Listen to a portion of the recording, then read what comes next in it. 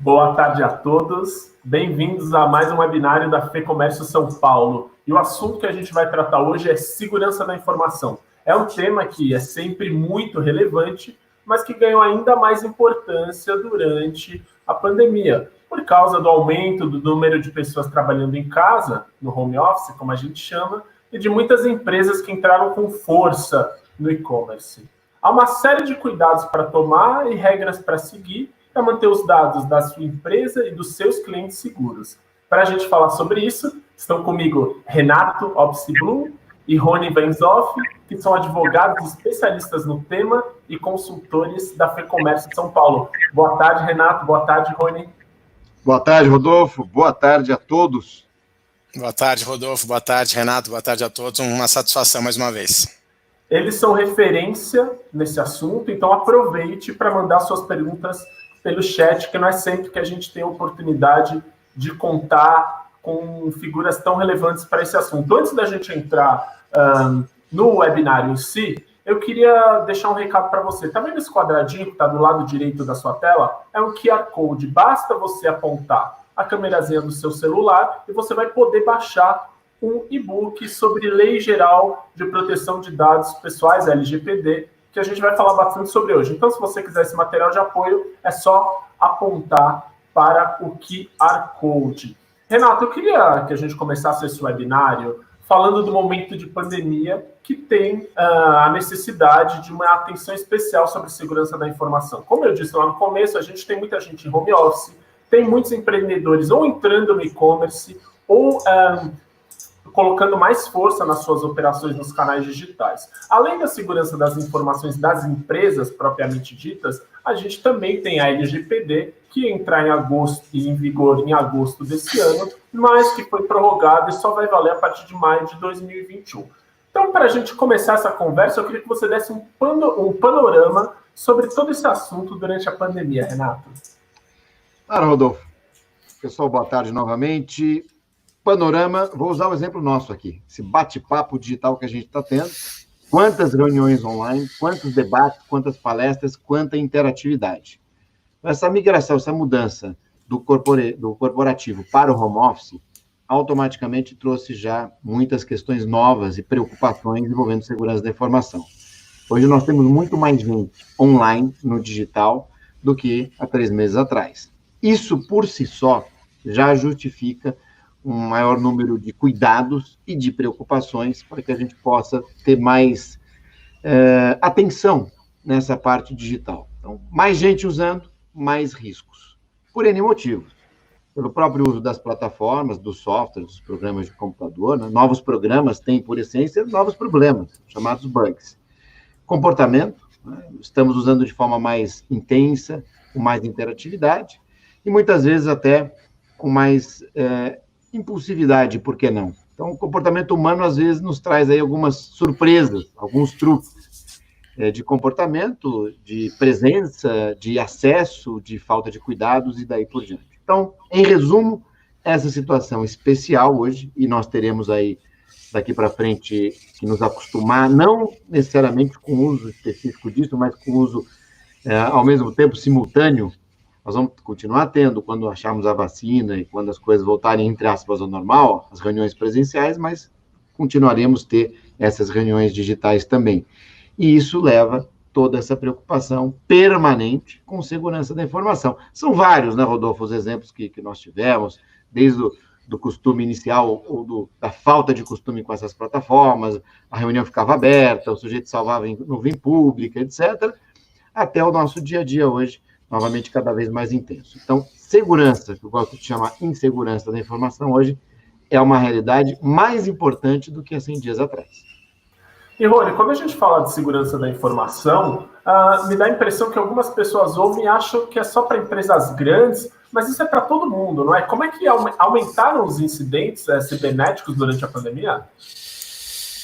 Rodolfo, essa é uma triste realidade, né, em razão dessa necessidade aí compulsória, né, daquelas empresas ainda que não tinham migrado ou na sua totalidade ou parcialmente para o mundo digital.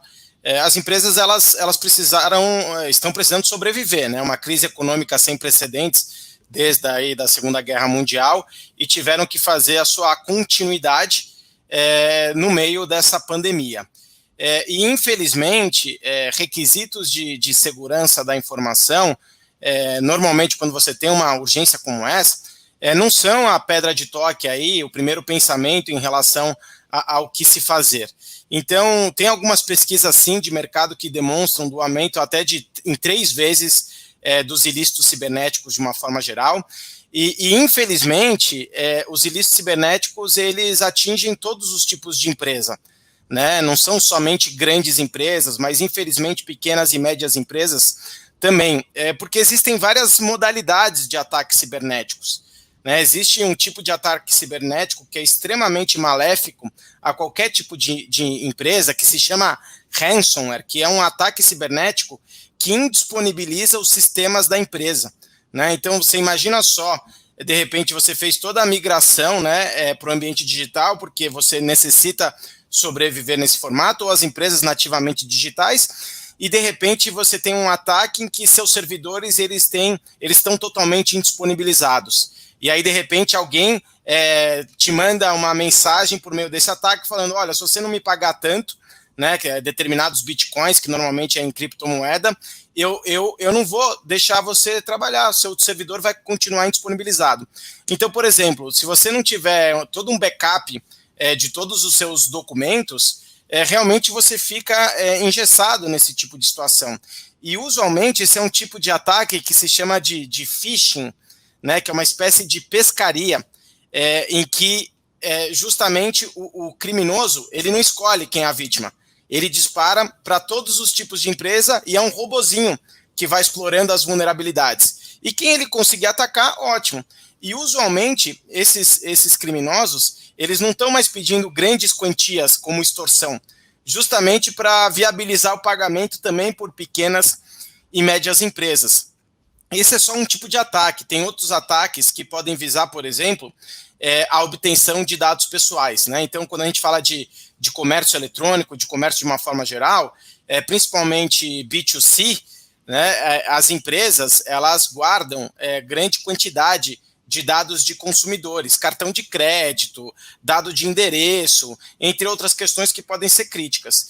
Então, muitas vezes, explorando uma vulnerabilidade, esses criminosos podem ter acesso a esses dados de consumidores. E muitas vezes eles pedem também, eles praticam a extorsão pedindo aí uma contrapartida financeira para não expor esses dados. E só para finalizar essa resposta, a gente também tem uma outra modalidade de ataque que visa explorar não dados pessoais, não dados de consumidores propriamente dito, mas a propriedade intelectual das empresas. Ou seja, imagina um documento confidencial, um planejamento estratégico, uma fórmula, um algoritmo que seja muito relevante para a sua empresa. E, de repente, essa empresa ela sofre um ataque, né, muitas vezes pode ter algum envolvimento de um colaborador interno que passou alguma dica sobre aquilo, ou eventualmente pode ser meramente externo, e alguém consegue obter, infelizmente, esse tipo de documento, que é extremamente confidencial e estratégico para a empresa. Então, não são documentos, informações que envolvem dados pessoais em si, mas são informações estratégicas para a empresa. E aí a gente tem a possibilidade também da prática de ilícitos envolvendo concorrência desleal. Né? Então, infelizmente, o recado que eu acho que a gente pode dar aqui é que as empresas, além de se preocuparem com a continuidade dos seus negócios migrando para o digital, elas também têm que se preocupar com segurança da informação. Eu queria que a gente explorasse um pouco mais essa sua fala antes, mas queria que o Renato explicasse um pouco para o nosso público. Às vezes fica um pouco confuso essa questão da propriedade intelectual com o dado pessoal. Eu queria que você fizesse uma explicação diferenciando essas duas esferas, Renato, por favor, em vista da LGPD, né, que já deveria entrar em vigor agora, mas vai só para o ano que vem. Inclusive, a princípio para o ano que vem, a princípio para o dia 3 de maio do ano que vem, isso se a medida provisória não for alterada, a 959, ou caducar. Existe uma hipótese ainda de que a Lei Geral de Proteção de Dados entre em vigor no dia 16 de agosto deste ano. Isso não está descartado. E atendendo a sua pergunta, até em função do comércio eletrônico ter se destacado, está se destacando, isso é muito positivo, graças a Deus, nesse momento excepcional, emergencial, atípico de pandemia, essa é a parte positiva.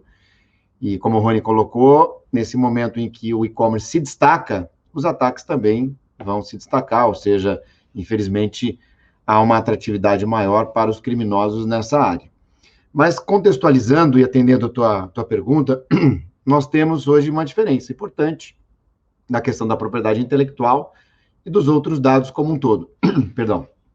A propriedade intelectual, hoje, nós podemos contextualizar como sendo qualquer tipo de criação intelectual, autoral de qualquer pessoa, minha, sua, do Rony, um texto que a gente faça. Esse vídeo, por exemplo, esse vídeo aqui, nós temos direitos autorais nesse nosso bate-papo. Temos também, dentro da proteção da propriedade agora imaterial, nós temos também a propriedade industrial, aí é mais empresa, é mais corporativo, são segredos, né, são as fórmulas, são as estratégias comerciais, são os bancos de dados dos consumidores, inclusive, e aqui que eu faço já um vínculo com a LGPD. Eu costumo até dizer para os meus alunos, as questões, pergunto, qual é a questão criminal, onde que entra a polícia, né, na LGPD? E aí os alunos falam, não, mas a LGPD não trata da parte criminal. E eu digo, trata sim. Imagine que você, e aqui é uma questão nova que nós teremos que nos adaptar, imagine que um consumidor peça acesso aos seus dados pessoais armazenados por uma empresa, por um comércio eletrônico.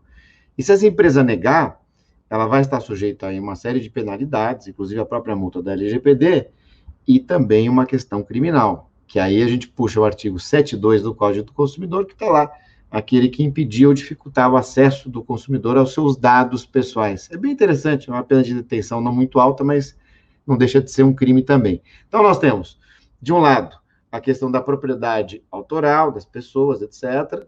Tem até um aspecto interessante dos colaboradores das empresas que podem desenvolver, por exemplo, programas de computador. Importante deixar isso muito claro, apesar da lei prever quando você contrata, né, o direito autoral pertence à empresa, mas é bom sempre deixar isso claro no contrato. Você tem aqueles dados que pertencem à empresa, são da estratégia do dia a dia da empresa, e temos também dados pessoais em geral dos consumidores, notadamente, que estão aí nesse bolo todo. O que existe hoje, Rodolfo, é uma preocupação, uma obrigação, aliás, novas obrigações, cada vez mais intensas, na proteção de todos esses dados, seja da propriedade intelectual, a imaterial, a industrial e dos dados pessoais como um todo também, e que nós teremos uma grande disrupção, usando o termo da moda, na entrada em vigor da LGPD. E muita gente fala, né, Rony, a gente discute muito isso, não é a LGPD em si, as sanções, a atuação da futura autoridade nacional, ela vai ser um complemento. A entrada em vigor da lei, ela já vai puxar uma série de atuações e autuações de outros órgãos. Aí que a gente sempre chama atenção. Olha, a parte da LGPD talvez não é nem tão importante da sanção, mas dos outros órgãos, sim, quem? Ministério Público, Estadual, Federal, as agências setoriais, os PROCONs, e daí por diante. Aí o céu é o limite. Legal. E só pontuando, acho que interessante, pegando esse gancho do Renato, o foco da LGPD, como o Renato falou, é na proteção dos indivíduos, da pessoa natural, do momento que ela nasce até o momento que ela morre. Está muito vinculada a questões de direitos e garantias fundamentais, de privacidade, intimidade e de direitos de personalidade. Porque hoje em dia nós somos praticamente aquilo que os algoritmos, por meio dos dados pessoais, dizem que nós somos. Se a gente vai ter, por exemplo, um score de crédito, né, através dos dados pessoais nossos que transmitem qual que é a nossa avaliação, que a gente pode ter ou não concedido crédito. Perfis comportamentais, dados transacionais, dados cadastrais, de uma forma geral, tudo isso tem relação diretamente com o indivíduo, com a pessoa natural. E é aí que entra a Lei Geral de Proteção de Dados, protegendo e falando como as empresas podem tratar esses dados pessoais. E o resto entra nesse aspecto mais amplo de segurança da informação, que são questões estratégicas, são questões relevantes, mas não envolvem diretamente questões que podem prejudicar a pessoa natural, aquela pessoa física. E, Rony, aproveitando, é isso que eu queria recuperar, quais têm sido os tipos de incidentes mais comuns? Envolvem dados pessoais das pessoas físicas ou informação das empresas? E o que tem mais peso quando vaza? O que causa mais dano? Usualmente, há muito desse tipo de ataque de ransomware, tá? De indisponibilização de sistemas. E por que há muito desse tipo de ataque? Porque como esse ataque engessa todos os tipos de empresa, o empresário não tem como trabalhar porque os servidores estão bloqueados. Usualmente, esses ataques podem ser mais exitosos sobre a perspectiva de pagamento, né, dessa extorsão. E o que se indica, obviamente, é de nunca se pagar, porque a ideia é que esse tipo de ataque não tenha valor, não traga um êxito patrimonial para os atacantes, porque se ninguém mais paga, aquilo vira pó, e isso cria um desestímulo a esse tipo de ataque.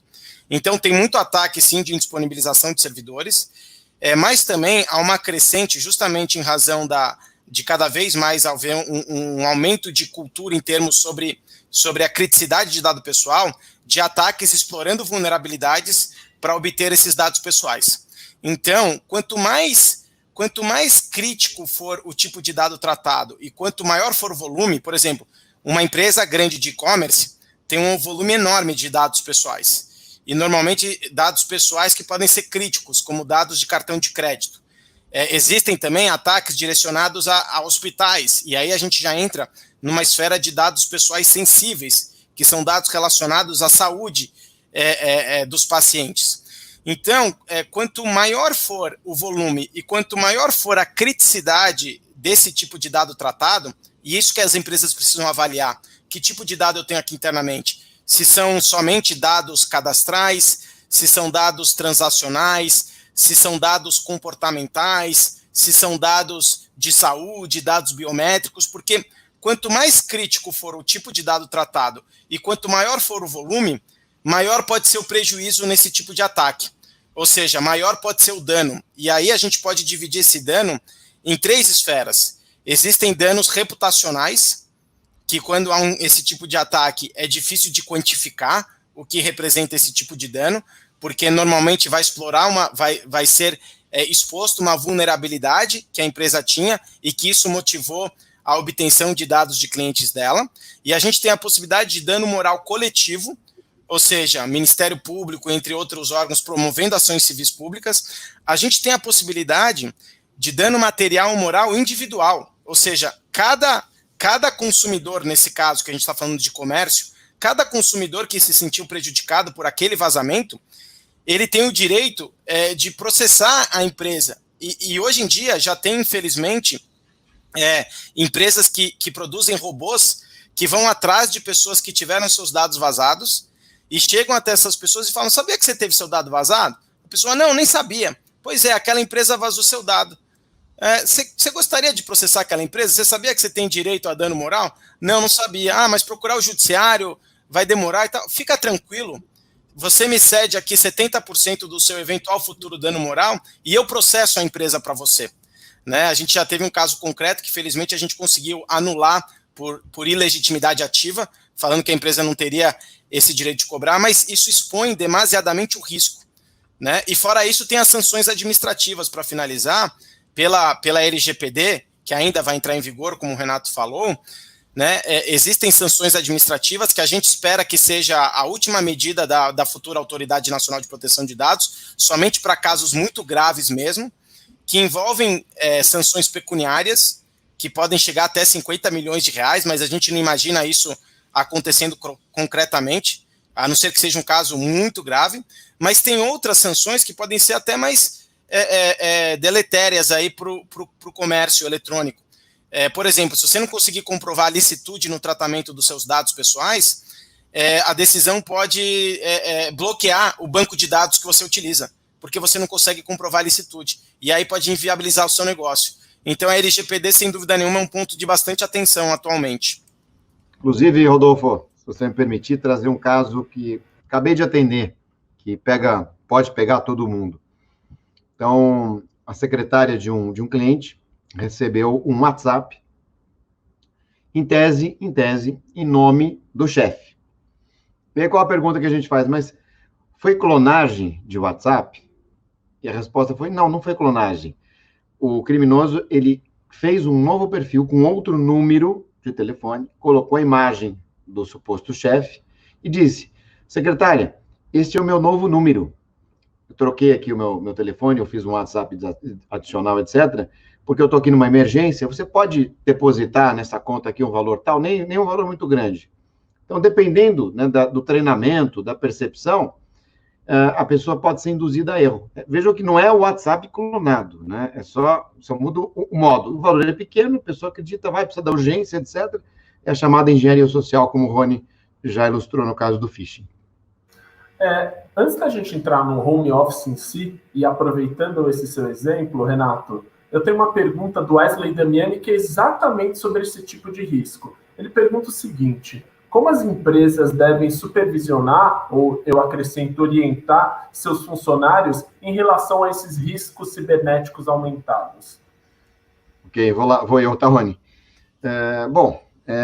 Essa mudança de comportamento, Wesley, que nós tivemos, ela foi abrupta no começo, mas agora as empresas já tiveram um certo tempo, aliás, é o tema aqui do nosso bate-papo, e no questionamento do Rodolfo. O que as empresas têm que fazer? Elas têm que formalizar essa nova forma de trabalho, colocando regras, dizendo quais são direitos, deveres e obrigações. Deixar isso muito claro, isso faz parte também do treinamento, da educação, deixar transparente. Então, inclusive alertando desses riscos. Né? Por exemplo, aqui uma questão curiosa, olha, veja o bate-papo que a FEComércio disponibilizou sobre segurança da informação. É uma forma de você educar isso também. E ali você vai delimitar, olha, você vai acessar via VPN, você vai ter um aplicativo ou um setor específico, né, uma URL que seja, enfim, para você fazer esse acesso. Cuidado com a sua vestimenta, que é algo que a gente fala muito hoje também. O ambiente, procure deixar um ambiente calmo, tranquilo. Enfim, vai fazendo esse regramento. E nisso você coloca também a questão da segurança da informação. Por exemplo, que sistema que você está usando hoje? Então, alguns tiveram aí o privilégio da empresa fornecer um hardware específico, um desktop, notebook, enfim, específico para isso, além daquele que a pessoa utilizava regularmente no seu dia a dia doméstico com a sua família. Para aqueles que não tiveram, o foco de segurança é maior, porque aquele desktop, muitas vezes, que não estava preparado, vou até presumir, passados aí mais de 3 meses, alguma preparação tem que ter acontecido. Então, o desktop que os filhos usavam, que a família usava, que você jogava, que você fazia uma série de tarefas ao mesmo tempo, ele era, melhor dizendo, mais vulnerável. Ele não pode continuar vulnerável, tem que ser fechado. O poder de processamento, o antivírus, quando for o caso, a atualização permanente dos programas de computador. A atualização hoje é mais importante do que o próprio antivírus. E regras de comportamento, como o Rony falou, né, de atenção ao phishing, aos golpes, a ransomware e daí por diante. Isso tudo faz parte dessa formalização, além, é claro, das questões trabalhistas. Você nem me perguntou das questões trabalhistas, mas é importante hoje você definir rotina de trabalho, carga horária, questões psicológicas, inclusive, questões de saúde. Tudo isso está sob a responsabilidade do empregador. É importante constar isso. Inclusive, daqui a pouco o Rony vai fazer referência a uma cartilha que nós desenvolvemos recentemente sobre isso também, que é importante, para tentar, pelo menos, passar o que é mais importante, o que deve ser formalizado. Mas são muitas as questões. A segurança da informação talvez seja a mais importante, em função do risco. Mas tem tantas outras coisas que envolvem essa mudança de comportamento que devem ser endereçadas. Muita coisa, Rodolfo. E também, só pegando alguns pontos interessantes, a questão de segurança da informação, ela envolve um tripé, né? E essa pergunta que foi endereçada e que o Renato respondeu, ela faz parte de um ponto desse tripé que está relacionado às pessoas. Então, normalmente a gente fala nesse tripé em tecnologia, né, em procedimentos, que envolvem políticas também, e nas pessoas. E um é dependente do outro, é intrinsecamente dependente do outro, né? Porque se você não tiver um deles, automaticamente o seu risco é maior, e 100% de segurança não se tem. E quando a gente fala de pessoas, porque não adianta você ter as melhores tecnologias de segurança da informação, não adianta você ter as melhores políticas se as pessoas não entenderem e não executarem aquilo que está previsto. E isso eu gostaria de comentar, que nasce cada vez de forma mais contundente a necessidade do jurídico ser traduzido de acordo com o público-alvo que ele quer atingir aquela informação. Então não adianta você ter uma política linda e maravilhosa, estruturada juridicamente, se as pessoas não entendem ela. Então, quem é o público-alvo que você está comunicando? São seus colaboradores? Quais os tipos de colaboradores você tem? Que tipo de informação que você quer transmitir? E os seus clientes? Que tipo de regras, termos de uso, políticas de privacidade? E é por isso que eu queria comentar que nasce uma nova área do direito que se chama Visual Law. O que é esse Visual Law? É justamente a gente conseguir, como advogado, traduzir de forma aprazível, de acordo com o público-alvo, e transmitir aquela informação para que as pessoas entendam. Ou seja, tem uma máxima, né, em políticas de privacidade, que é o não li e concordo. Né? Ninguém lê nada e concorda com tudo. Né? E o que a gente defende é, eu li, eu entendi e por isso eu concordo.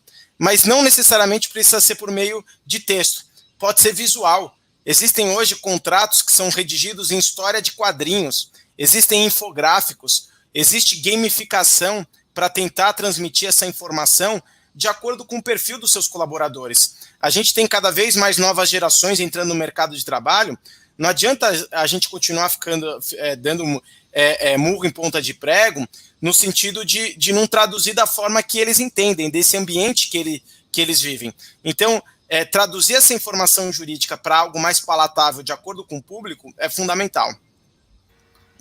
Obviamente, uma assessoria jurídica competente é muito importante nesse momento, mas, Rony, às vezes a gente está falando com pequeno e médio, e aí para esses que estão entrando, enfim, a gente sabe que tem contenção de gastos, tem uma questão de sobrevivência na pandemia, tem algumas regrinhas, uma receitinha de bolo que, como você disse, é impossível ter uma segurança 100%, porque isso não existe em nada, mas que pode coibir ou, enfim, prevenir de problemas futuros nessa esfera? Eu queria pegar alguns pontos que o Renato já comentou e ressaltar e trazer outras questões. Então, primeiro, backup, né? Um backup regularmente feito. Se alguém sofre esse ataque de indisponibilização de sistemas, ele tem um backup ali e ele consegue retomar suas atividades rapidamente. Aquela questão das senhas, né? As autenticações, elas ainda são feitas na maioria das vezes por senha. Então, senhas fortes, individuais e intransferíveis, né? A gente costuma dizer que você tem que pensar na senha igual que você pensa na escova de dente, né? Ou seja, você não empresta para ninguém, é pessoal e intransferível sua escova de dente, igual a senha. Os controles de autenticação em aplicações e dispositivos, né? Em 2 etapas. A gente viu aí, o Renato comentou de fraude no WhatsApp, no Telegram, a gente viu isso acontecendo com políticos, porque não tinha dupla autenticação. Então é muito importante que você tenha um duplo fator de autenticação em todas as aplicações que você utiliza corporativamente, porque isso mitiga o risco de fraudes. Como o Renato comentou, ter softwares lícitos e não piratas, softwares lícitos e atualizados, isso também mitiga o risco. Por quê? Porque os robozinhos existentes na internet para explorar vulnerabilidade, eles ficam testando as vulnerabilidades existentes e as empresas de software vão corrigindo as falhas. Então, se você vai atualizando os seus softwares, você também mitiga esse risco. Também ter antivírus, também avaliar a rede de Wi-Fi, quando a gente tem essa migração para o home office, qual que é a segurança da sua rede Wi-Fi? Então, eventualmente, a gente pode ter ataques cibernéticos pela rede Wi-Fi. Dependendo do tipo de documento, se ele for extremamente estratégico, a gente tem a questão também de criptografia, seja criptografia nas informações, seja criptografia nos dispositivos, no celular, no notebook ou no desktop. Muitas vezes isso também mitiga esses riscos. E só para terminar, falando de políticas, né? Como que um pequeno empresário vai redigir políticas? Principiológica, política principiológica. Tá? O que eu quero dizer com isso? Se você olhar, por exemplo, a LGPD inteira, ela é extremamente robusta. Mas a gente costuma dizer, vai nos princípios da LGPD, nos princípios. Tá? São 10 princípios que tem na lei. Coloca esses princípios dentro da sua política de privacidade e proteção de dados e verifica se você consegue cumprir. Se você fizer isso, pequeno empresário, startup, você já tem meio caminho andado para cumprir toda a legislação. Então, é um ótimo passo você olhar para os princípios da LGPD, por exemplo. A Alessandra Jarussi, que está nos ouvindo, pergunta especificamente sobre esse ponto que você já falou, da criptografia na transmissão de documentos, mas ela quer saber se tem mais alguma recomendação especial na hora dos colaboradores transferirem documentos importantes entre si ou mandando para a empresa, além da criptografia. Legal. Tem que ver a realidade de cada empresa, porque a criptografia, da mesma forma que ela facilita, ela mitiga riscos e ela traz mais segurança da informação, ela pode muitas vezes engessar o negócio da empresa, de uma forma geral. Então, eu diria para avaliar que tipo de documento você necessita impor, que tipo de segurança. Isso é sempre o que a gente chama, Rodolfo, no direito, de accountability, que é uma avaliação do seu negócio e quais são os riscos do seu negócio e qual é o sarrafo que eu vou colocar em termos de regras jurídicas e em termos de tecnologia para a segurança da informação. Porque, senão, eu coloco muita segurança e eu inviabilizo o meu negócio. Então, tem que ser analisado caso a caso. Mas, normalmente, essas questões que a gente falou aqui, de senha forte, de antivírus atualizado, de software, de backup, e aplicar a tecnologia, a criptografia pontualmente, já ajuda bastante. Agora, claro, quando a gente fala de comércio eletrônico, a transmissão desse tipo de conteúdo envolvendo aí todas as partes, né? Por exemplo, a transmissão de conteúdo de dados de cartão de crédito tem que ser por rede criptografada. E hoje em dia, a grande maioria das plataformas que já disponibilizam aí marketplace ou comércios virtuais aí prontos de prateleira, já vem com esse tipo de tecnologia by design aí para ser utilizada.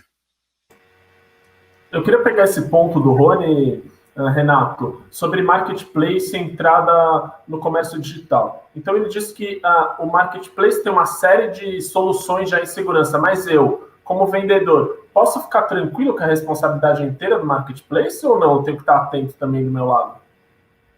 Existem hoje boas soluções no mercado, inclusive soluções que têm sido efetivas nesse momento de pandemia, têm ajudado muito o comércio eletrônico. Era uma demanda de 3, 4 anos atrás que nós tínhamos forte por parte da FEComércio, né, nas discussões do Conselho de Comércio Eletrônico, e que agora se materializou.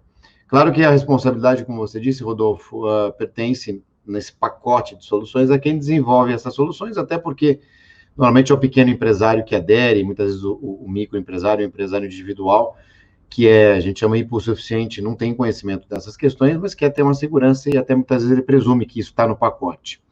E, normalmente as soluções são positivas, são globais, são genéricas, mas são positivas. E eu digo o seguinte, se o comerciante quiser realmente ter ou trabalhar ou focar na segurança da informação, ele tem que mudar uma coisa na cabeça. Aliás, todo mundo, isso é para todo mundo. Então, partam do princípio que não existe bala de prata nem solução mágica. Até porque, novamente, estamos falando em softwares. Softwares, pela sua própria natureza, têm problemas, têm bugs, têm defeitos, têm correções. Por isso que eles são atualizados periódica ou quase que diariamente, enfim, dioturnamente. Então, parto do princípio que a insegurança da informação, ela é permanente. Sempre vai haver um risco. É que o risco vai ser mais notado, vai ser mais aberto ou menos. Claro que você é como se fosse a porta da sua casa. Se o seu muro ele é baixo, ele vai atrair mais criminosos. Se o seu muro é alto, ele vai atrair menos criminosos. Então, quanto mais proteções você tiver, mais segurança você vai ter, mas jamais você terá plena segurança. Jamais. Tendo isso em mente, facilita muito. E lembrando que a educação, o comportamento humano é muito importante. A gente tem vulnerabilidades técnicas em softwares e vulnerabilidades humanas, que é na operação desses softwares. E, para finalizar, talvez esse seja o ponto mais importante. O pequeno empresário vai, adere, compra aquele pacote, e aí eu pergunto, ele sabe como operar todos os sistemas que foram fornecidos pelo Marketplace? Essa pergunta é importante porque traz a sensibilidade e a necessidade dele, antes da operação, se acostumar ou tentar, pelo menos, saber o mínimo do que ele precisa para esta operação segura, ou a mais segura possível. Quando a gente fala de e-commerce, uma coisa que é muito importante é logística. Aí eu estou saindo um pouco do marketplace. Logística, óbvio, envolve dados pessoais. Tem alguns cuidados especiais especificamente para essa área do e-commerce? Ela está mais sujeita, enfim, a ataques? Como é que isso funciona?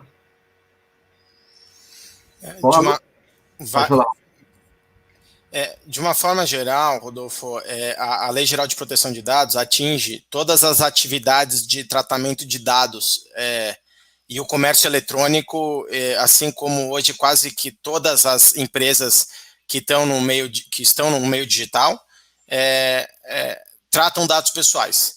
Então, a resposta sim, a LGPD atinge as empresas que estão especificamente relacionadas à área de logística. Tem questões mais técnicas, né, que a gente poderia aprofundar, mas eu não sei se é o caso aqui do nosso público que está assistindo, porque existem... a LGPD traz 10 fundamentos legais para que as empresas estejam autorizadas a tratar dados pessoais. Por exemplo, pode ser uma obrigação legal trabalhista, uma obrigação legal relacionada a guardas de dados eletrônicos, pode ser para exercício regular de um direito, ou seja, eu preciso comprovar que aquela pessoa fez aquela compra, porque senão alguém vai me processar e eu tenho que ter como comprovar isso, então eu guardo esses dados por até o prazo prescricional que tem de uma responsabilidade civil. Pode ser para execução de um contrato, essa é uma dúvida que sempre tem também. Eu posso exigir dado como contrapartida para o meu serviço? Posso, desde que sejam dados essenciais àquela contrapartida. Eu tenho o consentimento também, né, quando a pessoa consente para isso. Mas eu queria falar do legítimo interesse, tá, para o ramo de logística. A LGPD traz uma novidade que é extremamente relevante, que é uma base legal, um fundamento legal que se chama legítimo interesse, que é o mais subjetivo que tem dentro da LGPD. E eu estou falando isso porque não dá para explicar aqui a contundência do legítimo interesse, mas a gente usa bastante no ramo da logística o uso de dados pessoais para o legítimo interesse. Claro, quando a lei estiver em vigor, né, porque ela ainda não está. Mas, ou seja, o que eu posso te responder é que a LGPD facilita as atividades de tratamento de dados da logística, porque ela tem um novo permissivo legal. Perfeito. Obrigado. O Lucas Filadelfo está nos assistindo, está nos ouvindo, Renato, e ficou com uma dúvida que eu acho bastante comum. A gente falou muito de e-commerce, a gente está falando de marketplace, está falando de tecnologia, mas ele pergunta o seguinte: a LGPD se aplica apenas às empresas de tecnologia? Não, a LGPD ela se aplica a quase todo mundo, né? Então, a todas as empresas que coletarem, processarem dados pessoais, o conceito de dado pessoal é muito amplo. O dado pessoal eu até prefiro chamar dado de informação. Então, é a informação que identifica uma pessoa física ou que possa identificar. E se possa identificar, dá para vocês perceberem o tamanho da extensão disso, é quase tudo. E as empresas que fazem isso estão dentro do alcance da LGPD. Também estão dentro desse alcance as pessoas físicas que fizerem essa coleta e o consequente tratamento, desde que tenham fins econômicos para isso. Então, o conceito da aplicação também é amplo, como é amplo o conceito de dado pessoal. E uma dúvida, acrescentando a pergunta dele, Renato, dado pessoal não é só aquele dado digital. Se eu tiver uma caderneta, por exemplo, onde eu anoto o endereço, o CPF do cliente, isso também entra como conceito de dado pessoal, não entra? Exatamente. Endereço e CPF são dados pessoais. Por exemplo, para que time você torce? É um dado pessoal. Qual é o seu prato preferido? É um dado pessoal. Ainda que seja extremamente genérico, são dados que podem identificar uma pessoa física. Portanto, são dados pessoais. Então, a LGPD sempre protege dados pessoais de pessoas físicas, né? Naquela outra pergunta que nós discutimos aqui, os dados corporativos, dado corporativo da empresa, uma estratégia, por exemplo, não está dentro a não ser que dentro dessa estratégia tenham dados pessoais, mas não está dentro da LGPD, ainda está dentro de outras leis. E aí, Rodolfo, acho que é importante também, por mais que a LGPD também atinja dados que não estejam no ambiente digital, novamente, o que tem que ser feito, a avaliação que tem que ser feita dentro da empresa é quais são meus riscos? Porque se tem um dado lá armazenado numa caderneta, ou se tem um dado armazenado numa caixa de papelão, eu tenho que ir atrás desse dado para verificar a legalidade dele. Teoricamente, a lei atinge sim também esse dado. Mas qual que é o risco que tem ali? Quem vai acessar aquilo indevidamente? Quem vai conseguir avaliar aquilo? Então, a gente tem muito essa preocupação, porque a lei ela é muito boa para o Brasil, principalmente para o comércio eletrônico. A lei traz várias oportunidades e traz mais segurança jurídica. Mas, claro, tem um trabalho intenso para fazer uma adequação. Só que a gente tem que avaliar sempre o risco do seu negócio. Se for uma empresa B2B, não tem tanto risco, porque são dados pessoais de back-office ali, de áreas de back-office da empresa. Se for B2C, pode ter mais, sim, mas qual que é o risco? Qual que é o meu principal modelo? Eu trato dado biométrico, eu trato dado sensível de alguma forma, para eu ir balizando o risco para eu fazer uma adequação que seja condizente com a realidade da minha empresa. A gente está falando de dado pessoal e vocês mencionaram no começo, mas eu queria voltar um pouquinho a esse assunto. Já há penalidades, já há sanções, enfim, multas aplicadas para quem é negligente com dado pessoal, Renato? A gente já tem a aplicação de algum desses aspectos da LGPD ou ela só reforça outros que já são passíveis de penalidade hoje? As sanções previstas na futura LGPD serão aplicadas pela futura autoridade nacional, que em tese já existe essa figura jurídica, só não houve ainda a composição. Não houve um decreto presidencial e aprovação do Senado para nomear os 5 diretores. Mas a LGPD, em geral, ela dá argumentos, ela traz requisitos, inclusive de segurança de armazenamento, que podem ser aproveitados e serão aproveitados por outras autoridades que fiscalizarão e autuarão aqueles que tiverem problemas com segurança da informação, com vazamento de dados, com falta, enfim, de cuidados no armazenamento, etc. Hoje isso já acontece na prática, envolvendo as relações de consumo. Então você tem situações hoje, processos, ações civis públicas movidas pelo Ministério Público, estadual, federal também, você tem ações dos PROCONs, autuações inclusive, agências setoriais fazendo isso dentro da sua estrutura regulatória. A LGPD ela faz uma pequena distinção na aplicação das multas. Então, com relação ao tema proteção de dados, exclusivamente esse tema, está lá no artigo 55K, esse tema é exclusivo para a autoridade nacional, que será constituída, como eu expliquei. Agora, com relação a outros temas envolvendo relações de consumo, proteção à privacidade, intimidade, por exemplo, isso não vai haver essa exclusividade. E, na verdade, também essa exclusividade do proteção de dados ela é relativa. Então, aqui no Brasil, nós teremos muito enforcement, como nós falamos, muita fiscalização, muita aplicação de multas, sem dúvida. Então, eu diria que a questão vai ser mais global e mais abrangente do que outros países, inclusive. Então, a questão não está restrita só à LGPD. Está restrita, na verdade, restrita não, será aplicável em outros diplomas também, com o próprio Código do Consumidor. E dentro desses casos que o Renato comentou, vários deles são casos públicos, que acho que são interessantes a gente clarificar. Por exemplo, o caso Cambridge Analytica Facebook no Brasil, pela Secretaria Nacional do Consumidor, houve uma sanção no final do ano passado de 6,6 milhões de reais contra o Facebook, em razão do Cambridge Analytica aqui no Brasil, pela Secretaria Nacional do Consumidor e pela aplicação do Código de Defesa do Consumidor. Teve também uma sanção contra uma drogaria em Minas Gerais, em Belo Horizonte, de aproximadamente 8 milhões de reais, pela acusação de cobrar CPF como contrapartida para desconto, exigir CPF como contrapartida para desconto. E é interessante essa decisão, porque quando você vai ler o fundamento todo dela, a decisão ela é pautada em ausência de consentimento e falta de transparência. Não é que as drogarias elas não poderiam fazer um programa de fidelização na venda de medicamentos. Não, é que faltou consentimento, faltou transparência em razão do risco de você atrelar um CPF à venda de medicamentos, que pode atrelar dados à saúde. Teve um caso envolvendo um comércio eletrônico que teve um incidente e foi feito um acordo com o Ministério Público do Distrito Federal em R$500 mil em razão desse incidente envolvendo.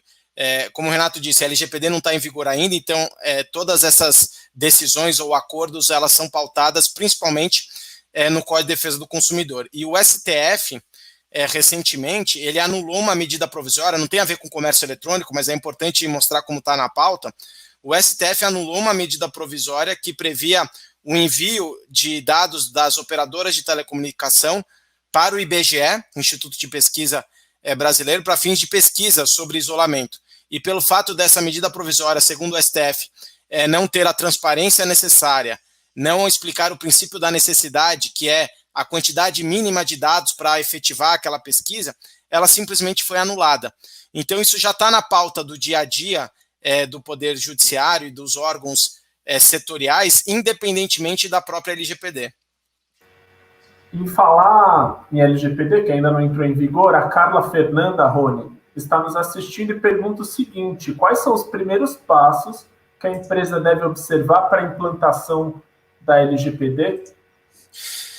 Tem um roteiro a ser seguido normalmente, baseado nos principais frameworks aí de governança, tá? Acho que principalmente avaliar as atividades de tratamento de dados, mapear as atividades de tratamento de dados nos setores da empresa, né? Jurídico, compliance, TI, marketing, novos negócios. Tem empresas que têm uma área digital que você precisa avaliar isso, para confirmar que todas as atividades de tratamento de dados tem um fundamento legal ali. E aparar arestas, verificar o que é excessivo, o que não é excessivo, etc.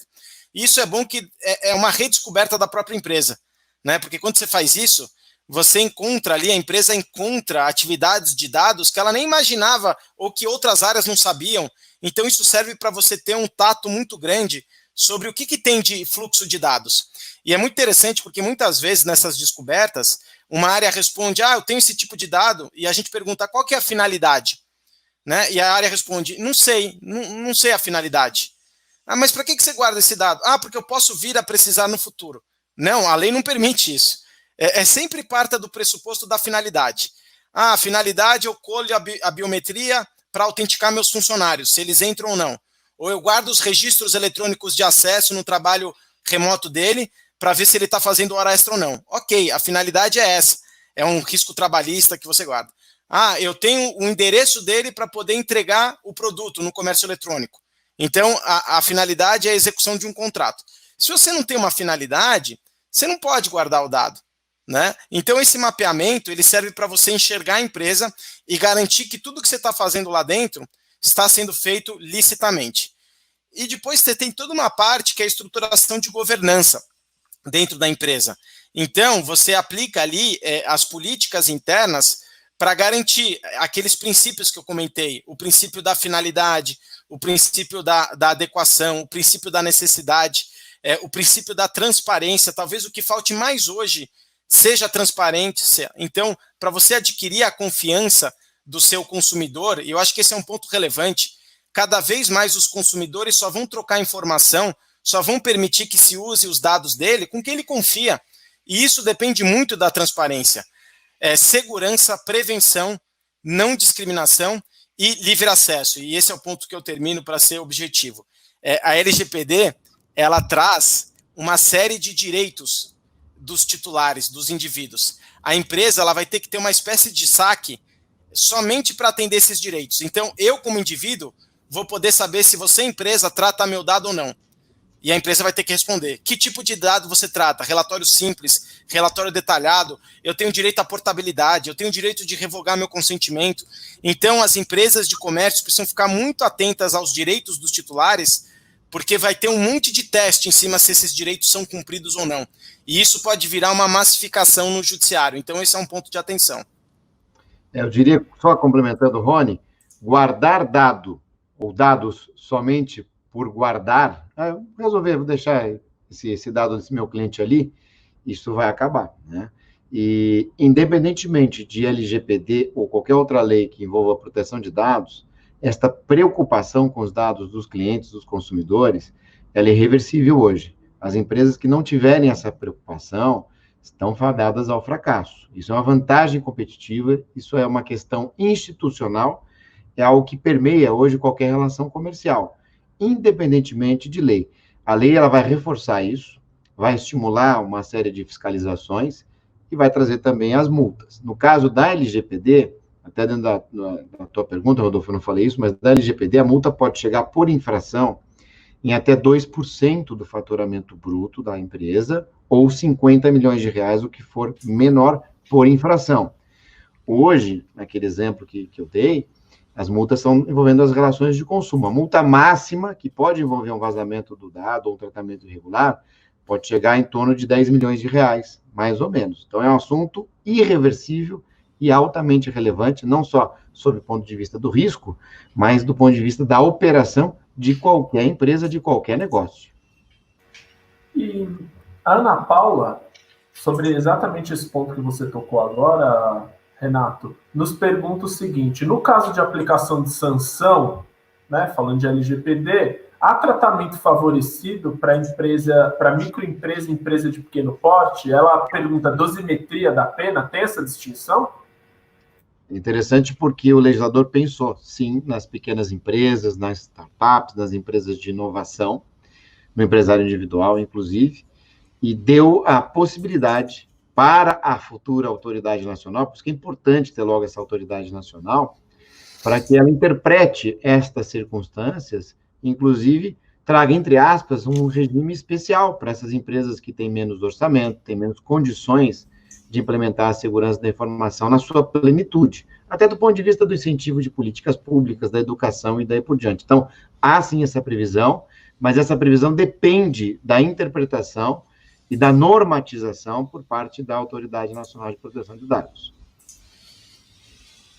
Esse é um ponto, inclusive, Rodolfo, que a gente, pela FEComércio, está fazendo um trabalho bastante ostensivo em relação a explicar e tentar demonstrar isso que o Renato comentou, da importância da autoridade para dar mais segurança jurídica e também sobre esse ponto específico, né, como o Renato comentou, tá na lei que a autoridade ela é competente por editar as normas, orientações e procedimentos simplificados para empresas de pequeno porte. Então, a autoridade precisa regulamentar isso. Isso é muito importante. E a lei já consta em relação às sanções em si, sempre para avaliar a sanção, tá? Sempre a autoridade ela vai precisar avaliar a gravidade e a natureza das infrações, a boa-fé de quem está sendo acusado, a vantagem oferida ou pretendida, a reincidência, o grau do dano, a cooperação de quem está sendo acusado, e aqui acho que esse ponto que atende também a pergunta que foi formulada, a condição econômica do infrator.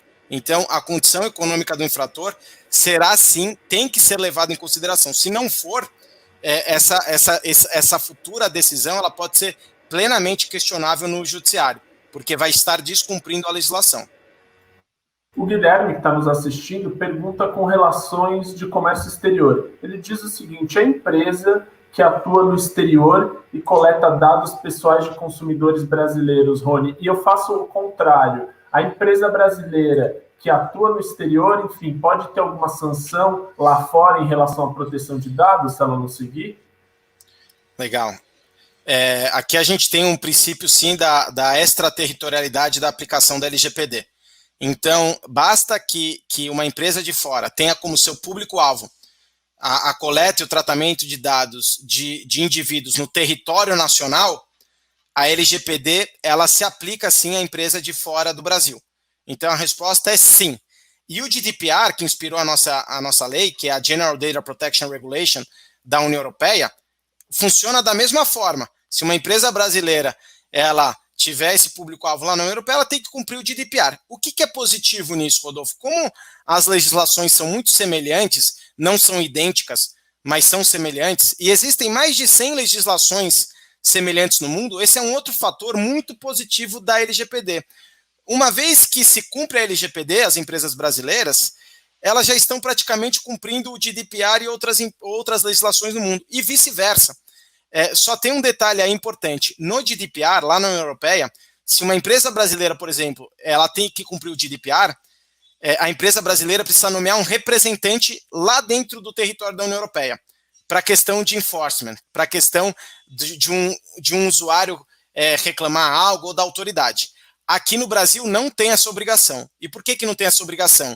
É ruim juridicamente, né? Como é que você vai chegar, então, a uma empresa que está fora do Brasil para uma eventual questão ou para uma eventual sanção? Porque é uma questão de poder econômico, né? A gente, se exigisse isso aqui no Brasil, talvez afastaria aí um mercado de empresas de fora. Então, isso dificulta o enforcement. Mas existem outras medidas, como, por exemplo, bloquear um acesso de uma empresa que não cumpre reiteradamente a legislação brasileira. Tá? Mas a resposta é sim, tem uma aplicação extraterritorial. Renato, quer complementar? Então, vamos lá. Apenas uma questão interessante, como o Rony falou, independentemente da localização. Eu coletei um dado que seja pessoal, não estou sob a égide da legislação, não tem jeito. Pode estar no Brasil, pode estar fora, etc. E a questão que sempre gera uma dúvida e aqui responde tanto do ponto de vista da empresa brasileira quanto da empresa estrangeira, porque a GDPR é igual nessa linha. O que é ofertar um produto ou serviço aqui no Brasil ou mesmo na Europa? É você ter uma ação específica, você ser ativo. Então, por exemplo, o exemplo clássico é o exemplo do hotel. Um hotel que tem na sua webpage versões em vários idiomas. E o interessado, um turista, ele vai até a página desse hotel e acessa o seu idioma preferido. E aí vem aquela questão, mas este hotel que está em outro país precisaria estar adequado, seja um hotel de outro país à lei brasileira ou um hotel brasileiro à GDPR?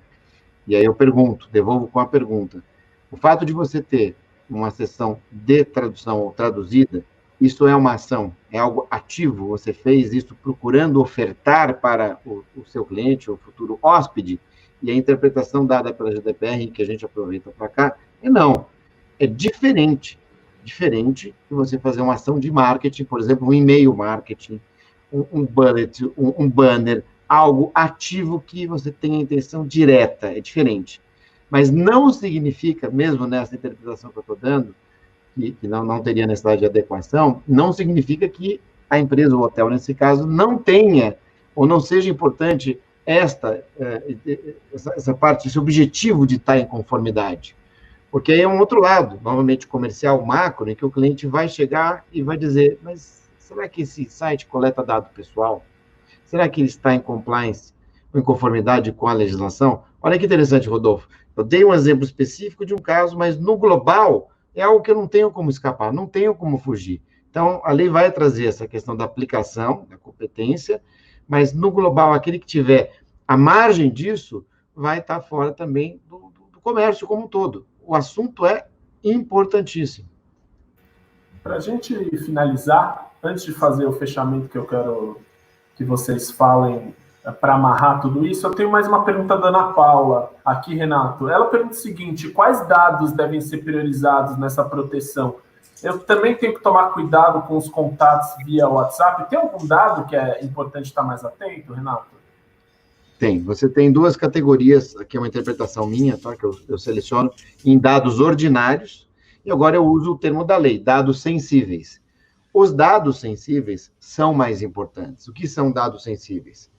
Então, opção ideológica, vida sexual, raça, cor, religião, dados relacionados à saúde, o DNA, o tipo sanguíneo, patologias, você foi testado para COVID, positivo ou negativo, são dados sensíveis. Para esses dados, por serem mais importantes em caso de vazamento, o legislador optou, como fez na GDPR também, para trazer obrigações e regras mais importantes quanto à segurança e à coleta desses dados. Então, respondendo a Ana, sim, dados sensíveis são mais importantes e devem ser motivo de uma atenção maior. Para a gente finalizar, estamos em cima do tempo. Rony, completando aquela fala anterior do Renato, é importante que as empresas, nesse momento, aproveitem todas essas coisas que elas estão sendo forçadas a se adequar no mundo digital para manter isso para o futuro, né? Acho que é um caminho sem volta, Rodolfo. Então, assim, não é uma questão pontual. Essa vai ser uma rotina. Então, por mais que tenha sido algo drástico e algo imposto para a continuidade dos negócios, sem dúvida nenhuma, Privacy Security by Design estão na pauta aí, do dia a dia. E eu gostaria novamente de comentar o que eu falei sobre a questão de confiança, né, do consumidor, que vocês têm, né, vocês empresários têm.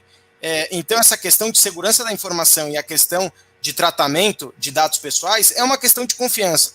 Eu costumo dizer sempre que a gente está vivendo uma nova fase do compliance, que agora, além do combate à corrupção, porque ninguém mais aceita empresas que eventualmente sejam corruptas, agora visa o uso ético e seguro também de dados pessoais. Então, se vocês caminharem elevando essa maturidade, automaticamente a gente vai ter algo que a gente teve lá atrás, em 1990, com o Código de Defesa do Consumidor.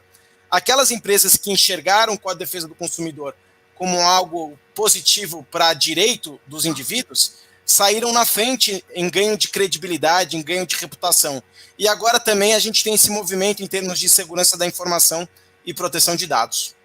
Renato e Rony, eu queria agradecer muito a presença de vocês nesse webinário hoje. Queria agradecer a vocês que estão nos vendo. Se você quiser acessar esse conteúdo depois, lab.fecomércio.com.br. Se você quiser uma cartilha sobre LGPD, aponta o seu celular para o QR Code que está do lado direito. Rony e Renato, obrigado novamente.